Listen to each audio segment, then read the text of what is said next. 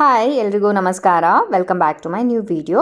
ಗೃಹಲಕ್ಷ್ಮಿ ಯೋಜನೆ ಬಗ್ಗೆ ತುಂಬಾ ಚರ್ಚೆಯಲ್ಲಿ ನಡೀತಾ ಇದೆ ಇತ್ತೀಚೆಗೆ. ಏನಪ್ಪ ಅಂತಂದರೆ ಗೃಹಲಕ್ಷ್ಮಿ ಸ್ಕೀಮ್ಗೆ ಮತ್ತೆ ಅರ್ಜಿನ ಹಾಕಬೇಕು ಅಂತ ಮೊದಲು ಹೇಳಿದರು. ಇವಾಗ ಹೇಳ್ತಾರೆ ಅರ್ಜಿ ಹಾಕೋದೇನು ಬೇಕಾಗಿಲ್ಲ, ಜಸ್ಟ್ ನಾವು ಮನೆ ಮನೆಗೆ ಹೋಗಿ ಸರ್ವೇನ ಮಾಡ್ತೀವಿ, ಕರೆಕ್ಟ್ ಇದೆಯಾ ಇಲ್ವಾ ಅಂತ ಆ ಥರ ಅಂತ ಹೇಳಿದರು. ಇವಾಗ ಫೈನಲಿ ಮತ್ತೆ ಒಂದು ನಿರ್ಧಾರಕ್ಕೆ ಬಂದಿದ್ದಾರೆ. ಏನಪ್ಪ ಅಂತಂದರೆ ಎಲ್ಲರೂ ಇವಾಗ ಮತ್ತೆ ಗೃಹಲಕ್ಷ್ಮಿ ಸ್ಕೀಮ್ಗೆ ಅರ್ಜಿ ಹಾಕಬೇಕು ಅಂತ ಹೇಳಿ.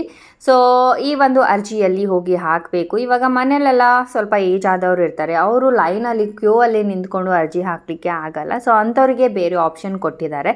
ಸೊ ಅದು ಏನು ಆಪ್ಷನ್ ಅಂತ ನಾನು ನಿಮಗೆ ಈ ವಿಡಿಯೋದಲ್ಲಿ ಹೇಳ್ಕೊಡ್ತೀನಿ. ಹಾಗೆ ಅರ್ಜಿ ಎಲ್ಲಿ ಸಲ್ಲಿಸಬೇಕು ಮತ್ತು ಏನೆಲ್ಲ ಡಾಕ್ಯುಮೆಂಟ್ಸ್ಗಳು ಕೊಡಬೇಕು, ಯಾವಾಗಿಂದ ಶುರು ಆಗುತ್ತೆ, ಜೊತೆಗೆ ನಾನು ಹೇಳಿದ್ದೆ ಬಯೋಮೆಟ್ರಿಕ್ ಇಲ್ಲಾಂದರೆ ಫೇಸ್ ಆಕ್ಸೆಸ್ ಒನ್ ಟೈಮ್ ಇರುತ್ತೆ, ಅದನ್ನು ಮಾಡಿಸ್ಬೇಕು ಅಂತ ಹೇಳಿ. ಅದು ಕೂಡ ಇವಾಗ ಕ್ಯಾನ್ಸಲ್ ಮಾಡಿದ್ದಾರೆ. ಅದೇನು ಅವಶ್ಯಕತೆ ಇಲ್ಲ. ಬಿಕಾಸ್ ಏನಕ್ಕೆ ಕ್ಯಾನ್ಸಲ್ ಮಾಡಿದ್ದಾರೆ, ಸೊ ಎಲ್ಲನೂ ಡೀಟೇಲಾಗಿ ನಾನು ನಿಮಗೆ ಈ ವಿಡಿಯೋದಲ್ಲಿ ತಿಳಿಸ್ತೀನಿ. ವಿಡಿಯೋ ಶುರು ಮಾಡೋಕ್ಕಿಂತ ಮುಂಚೆ ಇನ್ನು ಚಾನಲ್ಗೆ ಸಬ್ಸ್ಕ್ರೈಬ್ ಆಗಿಲ್ಲ ಅಂದರೆ ಸಬ್ಸ್ಕ್ರೈಬ್ ಮಾಡ್ಕೊಂಡಿರಿ. ಸೊ ದ್ಯಾಟ್ ನಿಮಗೆ ಇದೇ ಥರ ಲೇಟೆಸ್ಟ್ ಅಪ್ಡೇಟ್ಸ್ ನನ್ನ ಒಂದು ಯೂಟ್ಯೂಬ್ ಚಾನಲಲ್ಲಿ ನಿಮಗೆ ನೋಡೋದಕ್ಕೆ ಸಿಗುತ್ತೆ. Okay friends, so first of all ಇವಾಗ ಮೊದಲು ನಾವು ಗೃಹಲಕ್ಷ್ಮಿ ಸ್ಕೀಮ್ಗೆ ಯಾವ ರೀತಿಯಾಗಿ ಕ್ಯೂ ಅಲ್ಲಿ ನಿಂತ್ಕೊಂಡು ಒಂದು ಅರ್ಜಿನ ಹಾಕಲಿಕ್ಕೆ ಅರ್ಜಿ ಹಾಕಿದ್ದೀವಿ, ಹೌದಲ್ವಾ? ಸೊ ಅರ್ಜಿ ಹಾಕಲಿಕ್ಕೆ ಫಸ್ಟ್ ಆಫ್ ಆಲ್ ಎಲ್ಲೆಲ್ಲ ಸೆಂಟರ್ಸ್ ಅಂತಂದರೆ ಗ್ರಾಮ 1, ಕರ್ನಾಟಕ 1, ಬೆಂಗಳೂರು 1 ಕೇಂದ್ರಗಳಲ್ಲಿ ಅರ್ಜಿನ ಸಲ್ಲಿಸಬಹುದು. ಇಲ್ಲಾಂತಂದರೆ ಕಂಪ್ಯೂಟರ್ ಸೆಂಟರ್ಸ್ಗಳಿರುತ್ತೆ ಅಲ್ಲ, ಅಲ್ಲಿ ಸೇವಾ ಸಿಂಧು ಆ್ಯಕ್ಸೆಸ್ ಕೊಟ್ಟಿರ್ತಾರೆ. ಸೊ ಅಂಥದ್ರಲ್ಲೂ ಕೂಡ ನೀವು ಹೋಗಿ ಅರ್ಜಿನ ಸಲ್ಲಿಸಬಹುದು, ಫಸ್ಟ್ ಥಿಂಗ್. ಇನ್ನೊಂದು, ಇವಾಗ ಅರ್ಜಿ ಸಲ್ಲಿಸಬೇಕಾದ್ರೆ ಅಲ್ಲಿ ಒಂದಿಷ್ಟು ಕ್ವಶನ್ಸ್ನ ಕೇಳ್ತೀವಿ ಅಂತ ಹೇಳಿದರು. ಎಕ್ಸ್ಟ್ರಾ ಕ್ವಶನ್ಸ್ನ ಇನ್ಕ್ಲೂಡ್ ಮಾಡಿದ್ದಾರೆ. ಅದು ನಾನು ನಿಮಗೆ ಲಾಸ್ಟ್ ವೀಡಿಯೋದಲ್ಲಿನೇ ಹೇಳಿದ್ದೀನಿ ಏನೇನು ಕ್ವಶನ್ಸ್ ಕೇಳ್ತಾರೆ ಏನಿಲ್ಲ ಅಂತ ಹೇಳಿ. ಬೇಕು ಅಂದರೆ ಒಂದ್ಸಲ ವೀಡಿಯೋನ ನೋಡ್ಕೊಳ್ಳಿ, ಇಲ್ಲಾಂದರೆ ಡಿಸ್ಕ್ರಿಪ್ಷನ್ ಬಾಕ್ಸಲ್ಲಿ ವೀಡಿಯೋ ಲಿಂಕ್ ಕೊಟ್ಟಿರ್ತೀನಿ, ಚೆಕ್ ಮಾಡಿ. ಓಕೆ, ಸೊ ಮತ್ತೆ ಏನು ಹೇಳಿದರು ಅಂತಂದರೆ SC/ST ಅವರು ಇರಬೇಕು ಅಂಥವ್ರಿಗೆ ಅಂತ ಹೇಳಿದರು. ಬಟ್ ಇವಾಗ ಆ ಥರ ಇಲ್ಲ. SC/ST ಬಿಟ್ಟು ಬೇರೆ ಕ್ಯಾಸ್ಟ್ ಅವರು ಇದ್ದರೂ ಕೂಡ ಅಲ್ಲಿ ಸ್ವಯಂ ಘೋಷಣೆ ಮಾಡಿಕೊಂಡು ಅಪ್ಲೈ ಮಾಡಬಹುದು ಅಂತ ತಿಳಿಸಿದ್ದಾರೆ.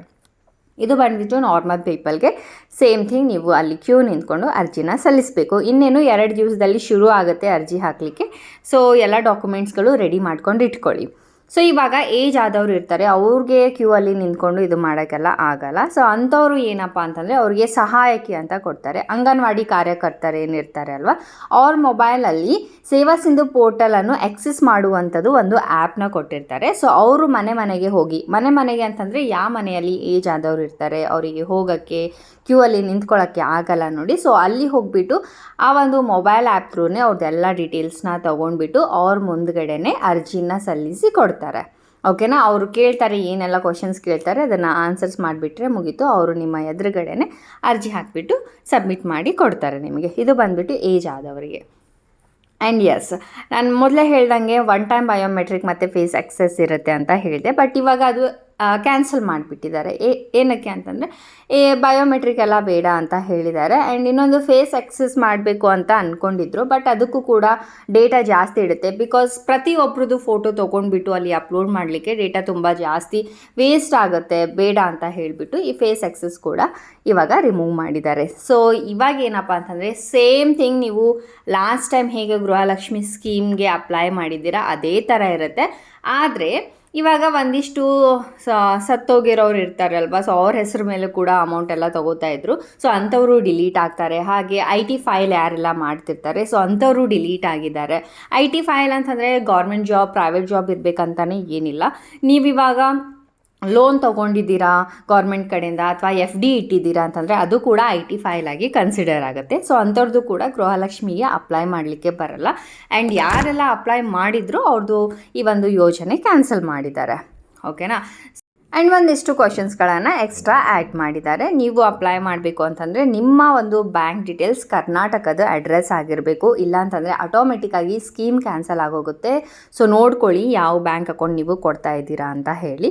ಇನ್ನೊಂದು ಆಧಾರ್ ಸೀಡಿಂಗ್ ಕಂಪಲ್ಸರಿ ಇರಲೇಬೇಕು ಅಂತ ಹೇಳಿದ್ದಾರೆ. ಓಕೆ ಗೈಸ್, ಈ ಒಂದು ಇನ್ಫಾರ್ಮೇಷನ್ ತಿಳಿಸ್ಬೇಕು ಅಂತ ಈ ವಿಡಿಯೋ ಮಾಡಿ ತಿಳಿಸಿರೋದು. ಇನ್ನೇನು 2 ದಿವಸದಲ್ಲಿ ರೆಡಿ ಆಗುತ್ತೆ, ಅಂದರೆ ಅಪ್ಲೈ ಮಾಡಲಿಕ್ಕೆ ಅವಕಾಶ ಕೊಡ್ತಾರೆ. ಎಲ್ಲ ಡಾಕ್ಯುಮೆಂಟ್ಸ್ ರೆಡಿ ಇಟ್ಕೊಳ್ಳಿ. ಏನಾದರೂ ಮೊಬೈಲಲ್ಲಿ ಅಪ್ಲೈ ಮಾಡಲಿಕ್ಕೆ ಅವಕಾಶ ಕೊಟ್ಟಿದ್ರೆ ನನ್ನ ಒಂದು ಇದೇ ಯೂಟ್ಯೂಬ್ ಚಾನಲಲ್ಲಿ ಹೇಗೆ ಅಪ್ಲೈ ಮಾಡೋದು ಅಂತ ಕೂಡ ಹೇಳ್ಕೊಡ್ತೀನಿ. ಚಾನಲ್ನ ಸಬ್ಸ್ಕ್ರೈಬ್ ಮಾಡ್ಕೊಂಡಿರಿ. ಮತ್ತೆ ಸಿಗೋಣ ಮುಂದಿನ ವಿಡಿಯೋದಲ್ಲಿ. ಬಾಯ್ ಬಾಯ್.